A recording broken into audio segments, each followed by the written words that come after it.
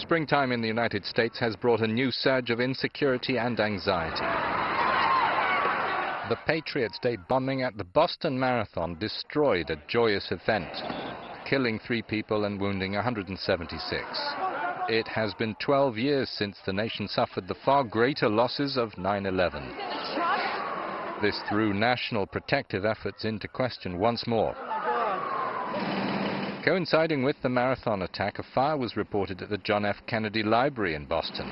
Authorities are still working on establishing whether there was a connection.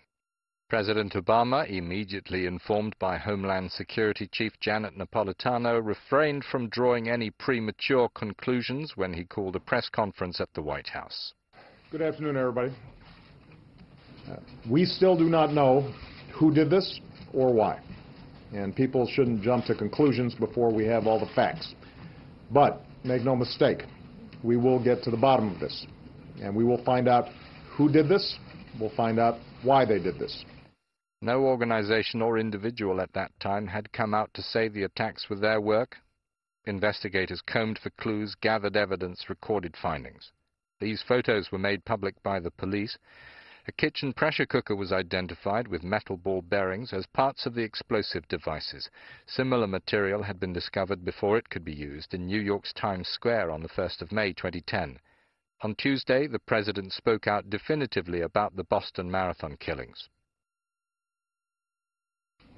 This was a heinous and cowardly act, and given what we now know about what took place, the FBI is investigating it as an act of terrorism.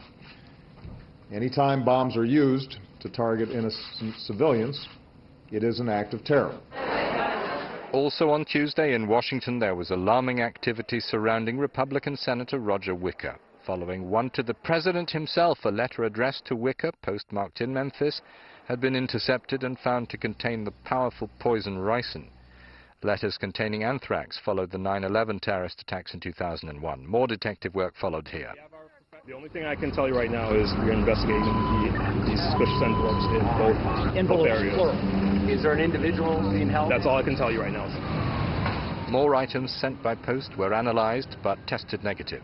The letters to Obama and the senator were stopped at sorting facilities before they could arrive at the U.S. Capitol building and the White House. Joining me now to talk about what's become an eventful week for the United States is ABC correspondent Brandy Hitt.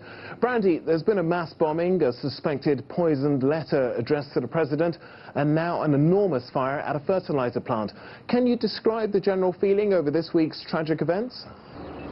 Hi, Tacumbo. Well, here in West Texas, where that explosion took place overnight, people are really feeling emotional, somber. Right now, here in Texas, they're still searching for people who are missing in this mass explosion. President Obama today released a statement saying that his thoughts and prayers are with this community. Right now, the focus here, where we are, is just trying to work through everything. This community that we're in is about 2,800 people. It's a small town just south of Dallas. And right now, everyone here, while it's somber, they're rallying around each other in support. We have people here who've been bringing nonstop food, supplies, clothing, cooking nonstop for families who've been displaced. They're still fearful.